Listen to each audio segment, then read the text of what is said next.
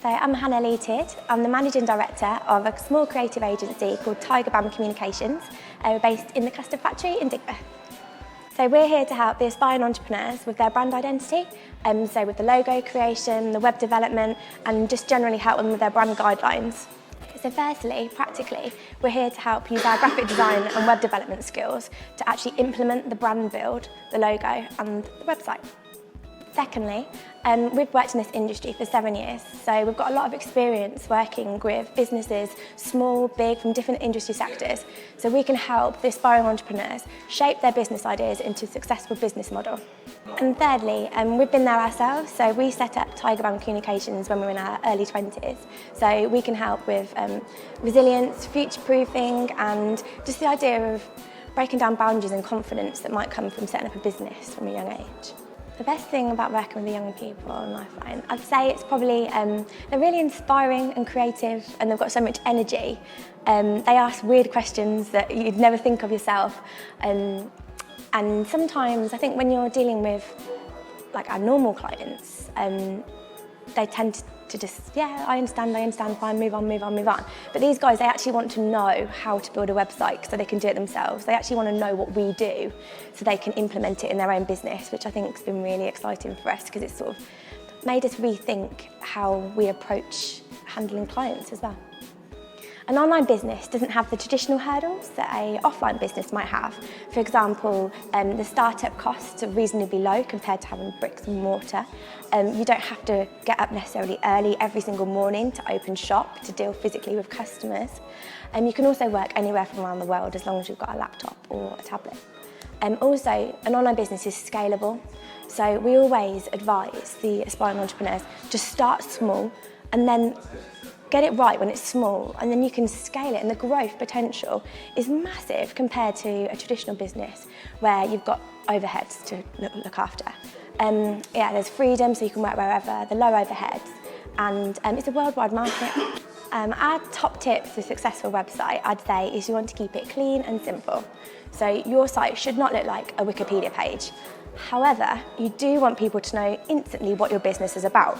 So it's getting the right balance between using images and using text to convey the message that you want to convey. I'd also say that you shouldn't worry too much straight away about what's happening behind the scenes. Think more about what your users see and the navigation behind your site. You want to make it as easy and as accessible for the users as possible to create a sale. A call to action button is really important. So ideally on your front page there should be a call to action button that will allow people to instantly make a sale or get in touch with you for your services.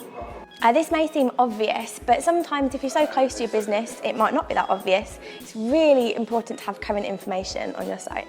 So if your services change, even if your address changes or your telephone number changes, you need to keep that really current. I also think it's really important to have expressive content on your site. You're good at what you do, so you need to convey that through your website. Ask your web developer about basic SEO. A lot of people that come to us assume that once they've got this small footprint live on the internet, that the sales are just going to pour in. That is not the case, and you need to make sure that people are going to your website. So whether that's via a basic SEO, which is search engine optimization, to make sure you're in the search engines, or a simple marketing strategy, you want to be pointing people to your website. The advantages of setting up an online business has got to be the freedom. So you can work in your pyjamas at home, you can work while you're on holiday, it's just the freedom is just limitless to maintaining a business. I'd say that also has a disadvantage. So say for example if you own a shop, once you leave you can switch off, but if you've got an online business you're going to have sales coming in 24 hours, so it's finding the right balance. Another advantage is you can make changes relatively quickly. So from an offline business, perhaps you have to put certain things in place to make a big change.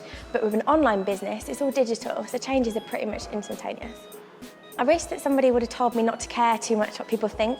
and what things look like from the outside. I remember when we first set up, I was 20, and I wanted to make my business look massive and just sort of compete with other PR agencies around the local area. But there was no way we were going to compete with them, and I was so worried, like, oh, everyone's going to know that we're young and that we don't really know what we're doing. But we did know what we were doing, and it proved it that we're still here now. So I think, yeah, if someone could have told me 7 years ago just to relax and not worry too much, I think that would have been really good. Success to me is being comfortable and happy in what you do. The best thing for me about Lifeline is getting to meet so many different people with lots of crazy and inspiring ideas. Actually getting to sit down and pick people's brains and work on brands with new businesses and young people, it's just really refreshing and motivating for me as well. And also getting to know the mentors and the team at BRAP that are delivering Lifeline. It's been so much fun, and I think everyone's really getting a lot out of it, and it's good job satisfaction for me.